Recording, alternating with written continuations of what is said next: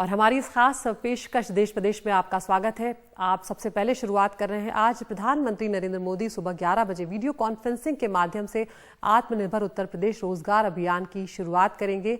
इस दौरान प्रधानमंत्री 6 जिलों के लोगों से बातचीत भी करेंगे। इस दौरान मुख्यमंत्री योगी आदित्यनाथ सहित संबंधित विभागों के मंत्री भी मौजूद रहेंगे। सुबह 11 बजे वीडियो कॉन्फ्रेंसिंग के जरिए इस योजना को लॉन्च किया जाएगा।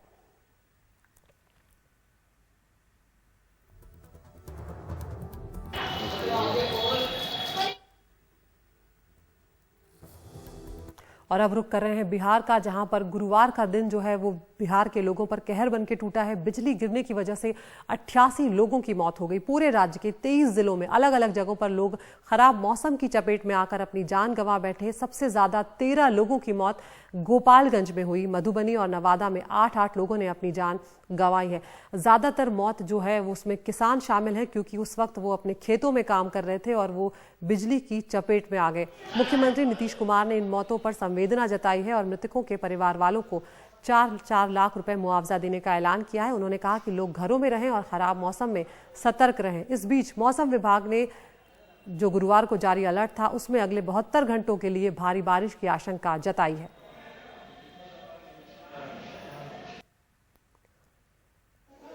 और सिर्फ बिहार ही नहीं, उत्तर प्रदेश में भी बिजली कल कहर बनकर टूटी है। बिजली गिरने से 24 लोगों की मौत उत्तर प्रदेश में हुई है, जिसमें देवरिया में सबसे ज्यादा 9 लोगों की जान गई है। इसके अलावा कुशीनगर में 1, बलरामपुर में, फतेहपुर, उन्नाव में 1 और बाराबंकी में 2 लोगों की जान गई है। अंबेडकर नगर में 3, प्रयागराज में 6 लोगों की मौत हुई है।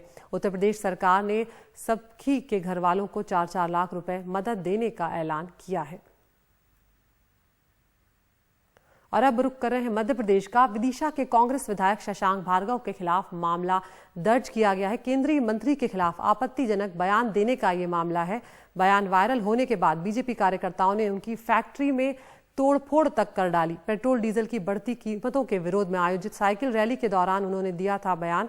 बीजेपी नेता और विदिशा नगर निगम के चेयरमैन मुकेश टंडन और पार्टी कार्यकर्ताओं ने उनके खिलाफ FIR दर्ज कराई है।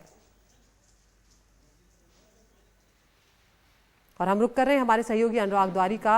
अनुराग, शशांक भार्गव ने क्या कुछ कहा था, क्या उस बयान को आप बता सकते हैं? और दूसरा ये कि जब बीजेपी के कार्यकर्ता शिकायत करने ही जा रहे थे तो फिर ये तोड़फोड़ करने की क्या जरूरत थी?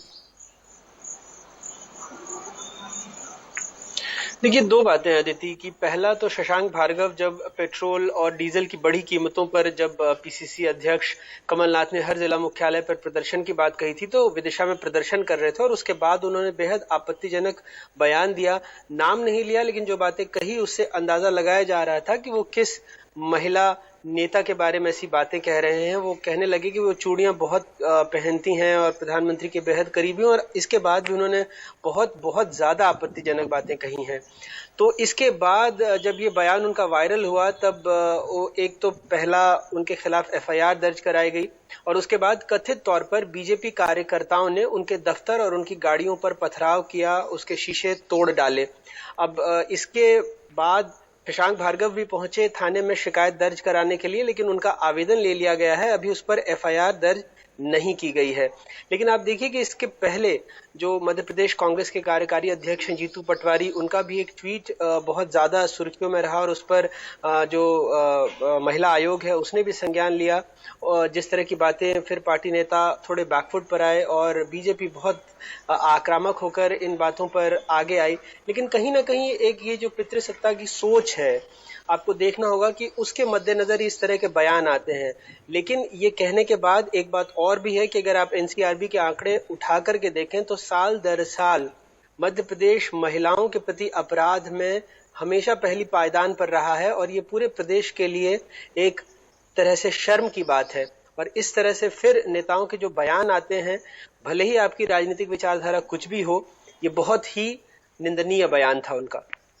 बिल्कुल, शुक्रिया अनुराग इस तमाम जानकारी के लिए। तो जिस तरह से अनुराग ने इस बात का जिक्र किया कि किस तरह से पितृसत्तात्मक जो सोच है यहाँ पर वो समाज में ही नहीं एक अभी भी बनी हुई है। यहाँ पर हमारे जो नेता हैं वो भी वही सोच रखते हैं और कहीं ना कहीं उसी के चलते ये बात जो है इस तरह से निकलकर सामने आ रही है कि अब कांग्रेस के जो तमाम नेता हैं अलग अलग बयानों के चलते उनके खिलाफ जो है शिकायतें दर्ज हो रही है और यहाँ पर शशांक भार्गव के खिलाफ यहाँ मामला दर्ज किया गया है।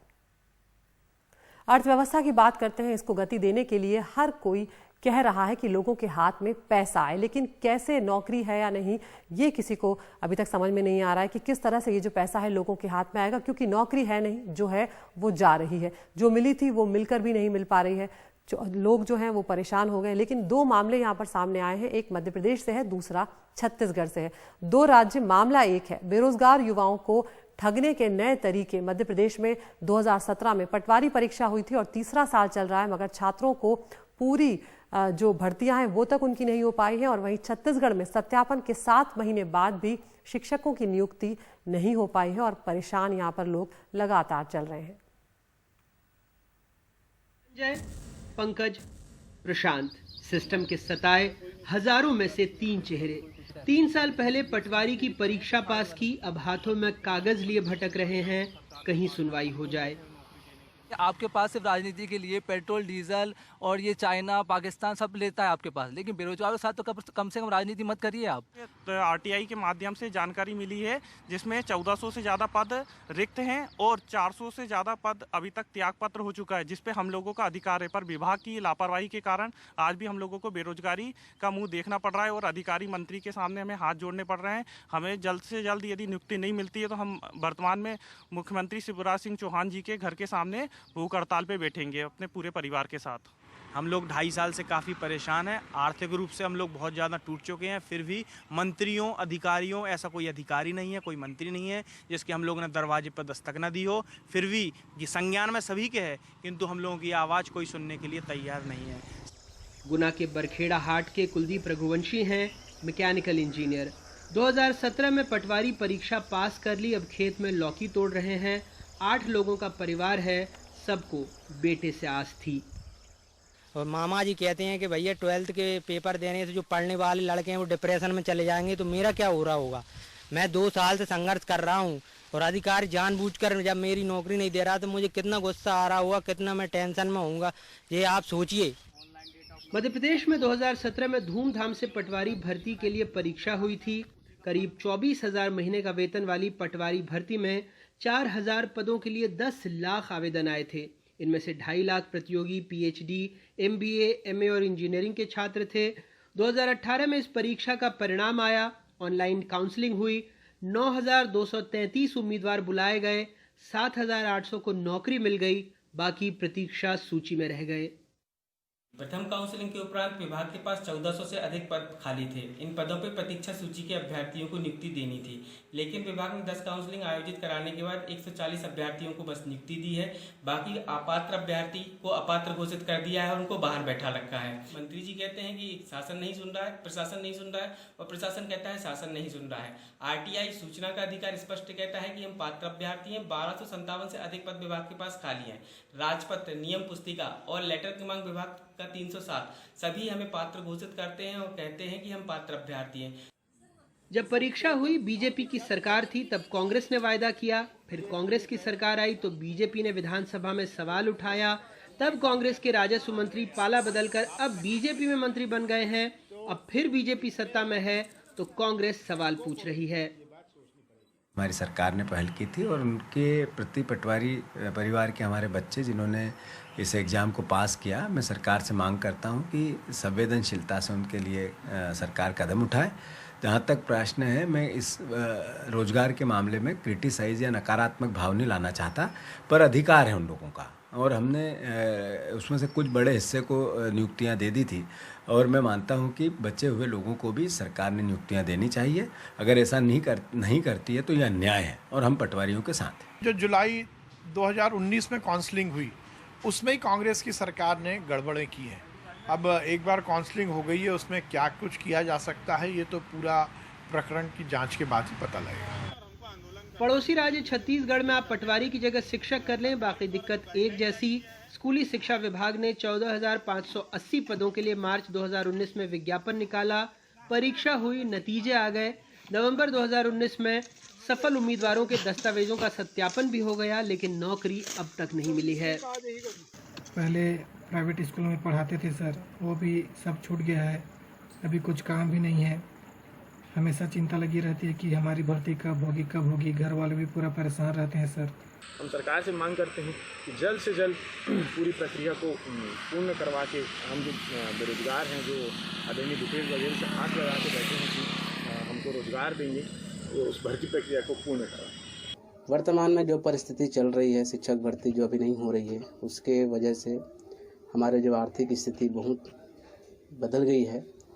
आर्थिक संकट का सामना करना पड़ रहा है, जिसके लिए मैं MSc मैथ्स D.Ed B.Ed और TET क्लियर करने के बावजूद और शिक्षक भर्ती में चयनित होने के बावजूद मैं 2 महीने से लगातार मनरेगा में काम करना पड़ रहा है, मिट्टी खोदना पड़ रहा है। मध्य प्रदेश की तरह छत्तीसगढ़ में भी चयनित उम्मीदवारों में से कई खेत में काम कर रहे हैं, तो कुछ मनरेगा में मजदूरी करके परिवार का पेट भर रहे हैं। अगर CMIE के आंकड़ों पर नज़र डालें तो ऐसा लगेगा कि रोज़गार के मामले में हम ठीक ठाक करने लगे हैं, यानी जो रोज़गार की दर है वो तालाबंदी से पहले तक पहुंच गई है। लेकिन हकीकत में स्कूल में शिक्षक नहीं हैं, गांव में पटवारी नहीं हैं, जो बचे हुए हैं या जिनको नौकरी नहीं मिली है वो मनरेगा या खेतों में काम कर रहे हैं। मनरेगा में 100 दिन का कार्य दिवस होता है। अब क्या इसे किसी सरकारी दफ्तर या निजी फर्म में नौकरी का विकल्प माना जा सकता है? क्या बेहतर नहीं होगा कि कोरोना काल में सरकारें भी अब रोज़गार के मुद्दे पर ज़्यादा संवेदनशील और उदार होकर सोचें? बस्तर से विकास, गुना से नीरज, सागर से राकेश और भोपाल से कैमरा पर्सन रिजवान खान के साथ अनुराग द्वारी, NDTV इंडिया। तो एक तरफ देश में बेरोजगारी जो है वो रिकॉर्ड तोड़ रही है, जिनकी भर्तियां चुने जा चुके हैं जो लोग, उनकी भर्तियां नहीं हो रही हैं और सरकारों के कान में जू तक नहीं रेंग रही है। उत्तर प्रदेश का रुख कर रहे हैं। कोरोना वायरस के संक्रमण को बढ़ने से रोकने के लिए योगी सरकार ने अब कुछ शहरों में नाइट कर्फ्यू की समय सीमा जो है वो बढ़ा दी है। मेरठ डिविजनल कमिश्नर की ओर से जारी आदेश के मुताबिक नोएडा, गाजियाबाद, बुलंदशहर, हापुड़ और मुजफ्फरनगर में अब रात 8 बजे से सुबह 6 बजे तक नाइट कर्फ्यू रहेगा। पहले ये कर्फ्यू रात 9 बजे से सुबह 5 बजे तक रहता था। इसके अलावा जो लोग बिना मास्क के या थूकते हुए पाए जाएंगे उन पर जुर्माना भी लगाया जाएगा। सरकार ने लोगों से अपील की है कि वो नियमों का पालन करें और एक दूसरे का सहयोग करें। प्रयागराज की बात करते हैं, जहां पर गंगा यमुना उफान पर होने से किनारे पर रहने वाले लोगों की मुश्किलें बढ़ गई हैं। उत्तराखंड में हो रही बारिश और बांधों से ज्यादा पानी छोड़े जाने के कारण दोनों नदियों के जलस्तर में तेजी से वृद्धि हो रही है। गंगा में हो रहा कटान भी चौंकाने वाला है। जल बढ़ने से परेशान तीर्थ पुरोहितों का जो सामान है वो उन्हें समेटकर सुरक्षित स्थानों का रुख करना पड़ा है। वहीं बाढ़ के खतरे को देखते हुए कछारी इलाकों में रहने वालों की भी धड़कनें फिलहाल बढ़ी हुई हैं।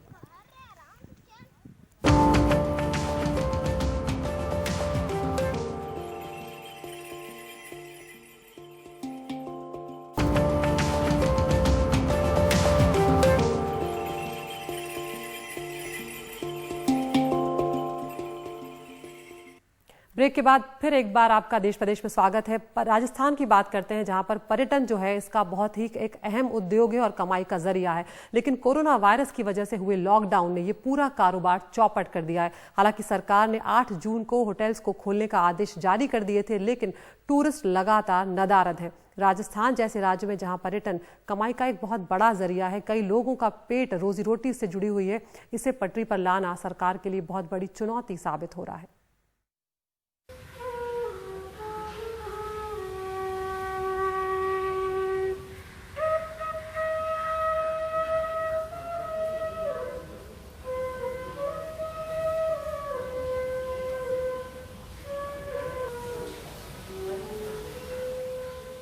जयपुर के रामबाग होटल में पर्यटकों को लुभाने के लिए संगीत और दिया जलाकर शाम का ये रिवाज।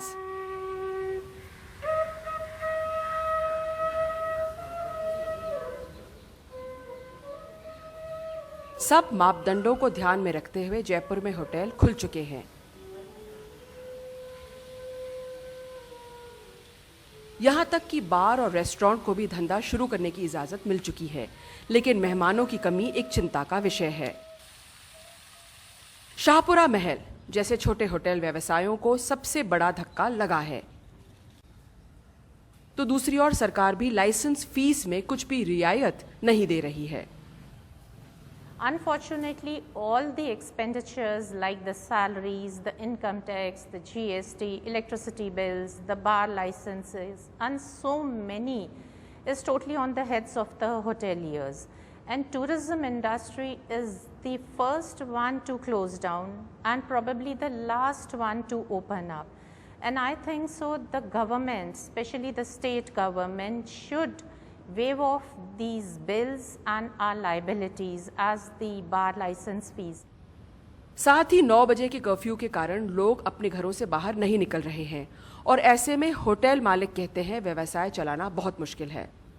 Hotels, the government has opened the hotels and but visitors are still not here because people are still not ready to travel. The government has to also open a lot of transports, and especially in places like Rajasthan and in Jaipur, we have a lot of foreign tourists. Till the time the international travel flights, international travel doesn't open, we won't get much visitors over here. यातायात भी पूरी तरह से सुचारू नहीं हो पाया है। उड़ानें कम हैं, ट्रेन यातायात भी पूरी तरह से नहीं चल रहा है और मेहमान अभी घूमने के मूड में नहीं दिख रहे हैं। ऐसे में राजस्थान के सबसे बड़े उद्योग पर्यटन को पटरी पे लाना एक बड़ी चुनौती है। जयपुर से हर्षा कुमारी सिंह, एनडीटीवी इंडिया। तो एक तरफ ये जो कारोबार है ये चौपट हो रहा है, दूसरी तरफ जयपुर में पुश्तों से चंदन की लकड़ी और कदम की लकड़ियों में नक्काशी की जा रही है। विदेशों में भी इसकी बहुत मांग होती है। कोरोना के कारण यहाँ के कारीगर मुसीबत में हैं। विदेशों से ऑर्डर आते हैं लेकिन उनकी डिलीवरी नहीं हो रही है। काम बहुत बारीकी का है, लिहाजा एक मूर्ति बनाने में 1 महीने से 3 महीने का वक्त लग जाता है। मूर्तियों की कीमत 1 लाख से शुरू होती है। इस कलाकृति को राष्ट्रपति सम्मान तक मिल चुका है, लेकिन इस वक्त कारीगर जो हैं वो बेहद परेशान हैं।